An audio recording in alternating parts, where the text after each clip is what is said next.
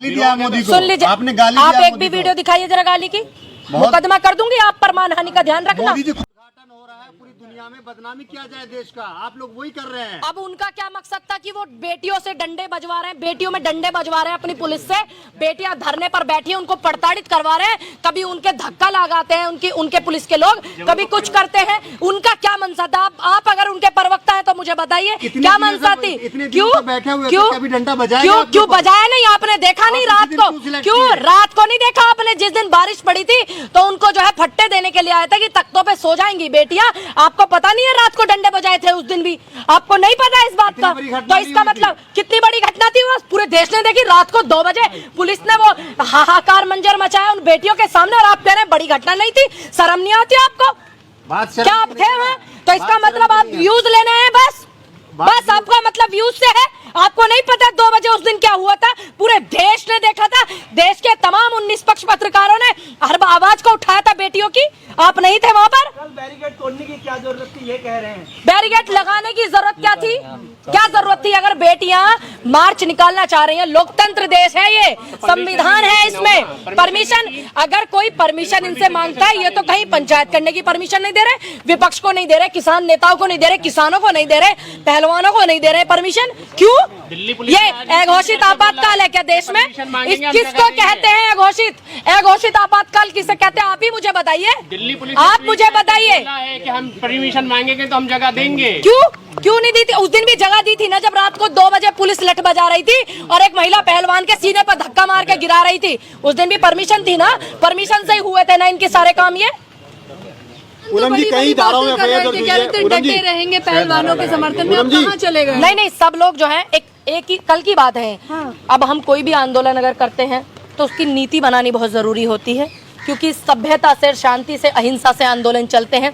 तो किसान संगठनों में, किसान लोगों में, बेटियों में, खिलाड़ियों में, विपक्ष में, सब जो है अपने अपने हिसाब से नीतियां बना रहे हैं। आंदोलन होगा फिर से होगा। जी क्या लगता है धरना खत्म हो जाएगा? बिल्कुल नहीं होगा, और मजबूती से होगा। जंतर मंतर में इजाजत नहीं मिलने वाली है। आपने देखा था किसानों का जब आंदोलन हो रहा था, रात को इन्होंने झूठ बोल करके किसानों को हटाने की कोशिश करी थी बॉर्डर पर, गाजीपुर बॉर्डर, तमाम बॉर्डरों पर, और इन्होंने बुजुर्गों पे डंडे बजाए थे, लठ बजाए थे। उसके बाद धरने की जो रूपरेखा थी वो क्या थी, वो पूरे देश ने देखी। ऐसा बताया जा रहा है कि हरियाणा के अंदर पंचायत बना रहे हैं आप लोग? राष्ट्रपति सुनिए, क्या उनको बेशक आपत्ति नहीं है, वो अकेली देश की राष्ट्रपति है, हमारे देश की हैं, उनका अपना बेशक नहीं है, लेकिन जनता जो है, जनता का हक बनता है, और खास करके जनता की आवाज उठाने वाले लोगों का हक बनता है, और उससे भी ज्यादा विपक्ष का भी हक बनता है कि अगर किसी भी संविधान के पद का अपमान होता है तो वो संविधान का अपमान है, और वो संविधान का अपमान जो है, हमें इस बात से तकलीफ है। दिल्ली के बॉर्डर दोबारा से बंद होंगे? बिल्कुल बंद होंगे, क्योंकि कल पंचायत भी होना है हरियाणा के अंदर में। बिल्कुल होगा। और मैं कहना चाहूंगी उन बेटियों से भी, मैं उस दिन गई थी जंतर मंतर पर, मैं उस दिन भी वहीं पे यही कह करके आई थी कि आप भूलना मत इस बात को कि किसान आंदोलन को किस तरह से स्थगित करा दिया गया था। 700 किसानों की शहादतें हुई, अभी तक उनको शहीदी का दर्जा नहीं मिला, MSP लागू नहीं हुई।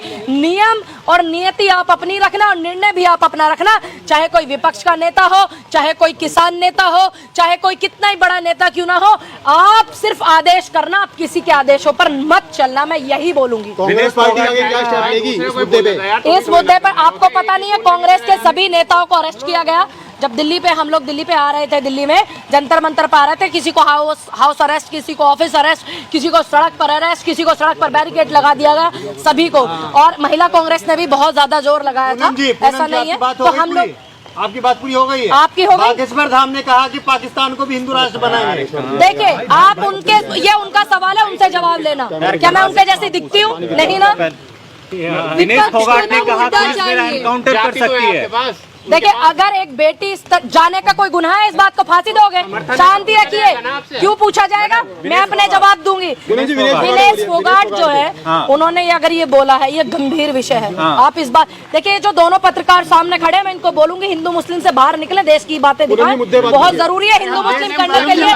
देश का तमाम मीडिया बैठा हुआ है, शांति रखिए। दूसरी बात, विनेश फोगाट अगर इस बात को कह रही है तो इस बात को आप हंसी मजाक में मत लीजिए, बहुत गंभीर विषय है, इसको गंभीरता से लीजिए। पुलिस रच रहे थे। हाँ, बिल्कुल नया इतिहास रच कि एक तरफ संसद का उद्घाटन कर रहे हैं और एक तरफ प्रधान सेवक की पुलिस महिला खिलाड़ियों पर जूते मार रही है, लठ मार रही है। राष्ट्र बनने की तैयारी चल रही है, आप लोग बाधा डाल रहे हैं। आप हिंदू मुस्लिम को छोड़ करके मेरे से मुद्दे की बात करेंगे तो मैं आपको जवाब दूंगी महोदय, वरना नहीं दूंगी। मैं कोई आपकी बंधुआ नहीं हूँ। आप मेरे से मुद्दे की बात कीजिए।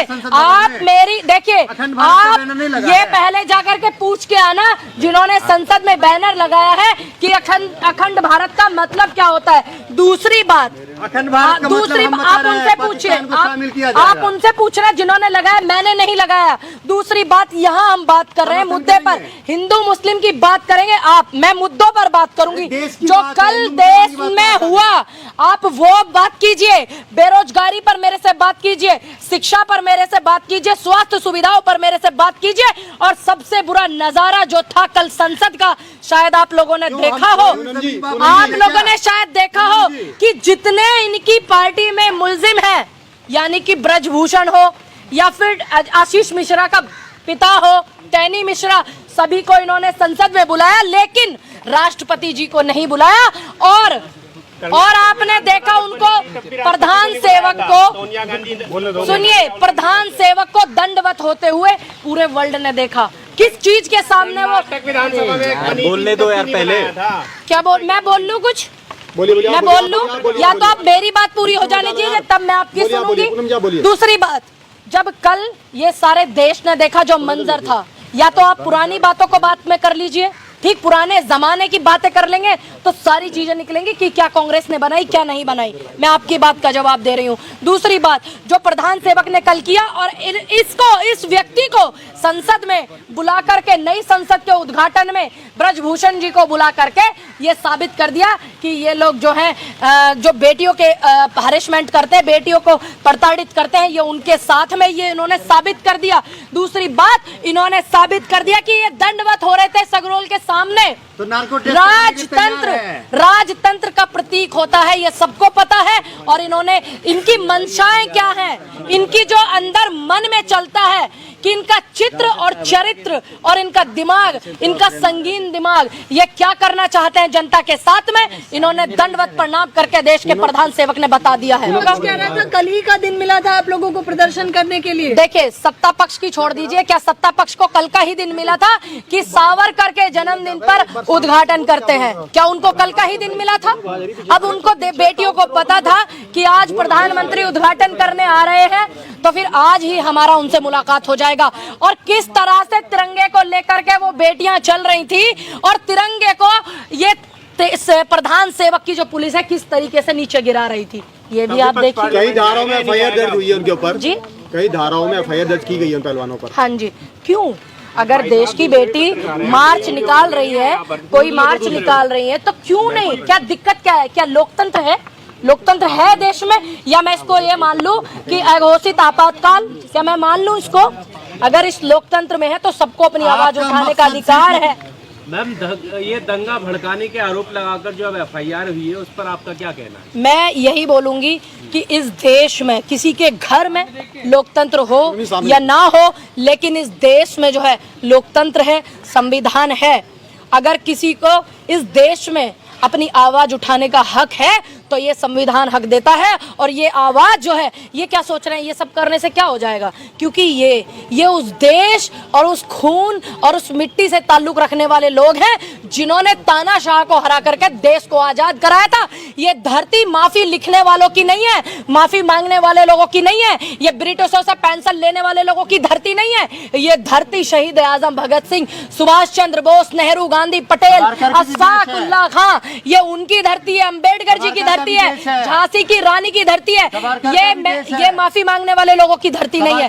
मैंने बता दिया, माफी मांगने वाले लोगों की धरती नहीं है, ना ही उनके अनुयायी है। प्रधानमंत्री करीब कल फूल चढ़ा रहे थे। ये उनकी अपनी मंशा है और ये समझनी होगी जनता को कि जिस देश के इतने बड़े प्रधान सेवक ठीक इतने बड़े पद पर रहने वाले व्यक्ति एक राजतंत्र के प्रतीक के सामने दंडवत प्रणाम करते हैं, तो उनका आप मन समझ लीजिए कि वो जनता को और तुम तमाम मीडिया वालों को और इस देश की एक एक जनता को क्या संदेश देना चाहते हैं, कि उनकी मनसा क्या है, उनका चित्र और चरित्र क्या है, कि वो कितने राजतंत्र को फॉलो करते हैं और कितने लोकतंत्र को फॉलो करते हैं। ये उनकी मनसा है। बोले साधु संतों को सम्मान दिए प्रधानमंत्री, इससे पहले नहीं मिल रहा था। अच्छी बात है, सबका सम्मान हो रहा था, तभी साधु संत अभी तक जो हमारे सनातन संस्कृति है वो बची हुई आ रही है। उनका सम्मान था देश में, है, सदा रहेगा। इसीलिए भारत की सनातन संस्कृति अभी तक बची हुई है और हमेशा रहेगा। समझ में? तो पार्लियामेंट जाएंगे नहीं जाएंगे, क्योंकि अब कभी तो जाना पड़ेगा ना। नहीं जाएंगे, क्यों नहीं जाएंगे? पार्लियामेंट तो जाना पड़ेगा। अभी हम जैसे लोग नहीं जाएंगे भैया, तो कौन जाएगा? आप कैसे जाएंगे? आप नहीं, कोई बात नहीं, हमारा काम है अपनी बात को रखने। वहाँ जो बैठे हुए हैं प्रधान सेवक जो है वो हमारे वोट से बैठे हुए हैं, तो हम उस हक से जाएंगे कि हमने उनको वोट दिया है और उनसे सवाल पूछने जाएंगे।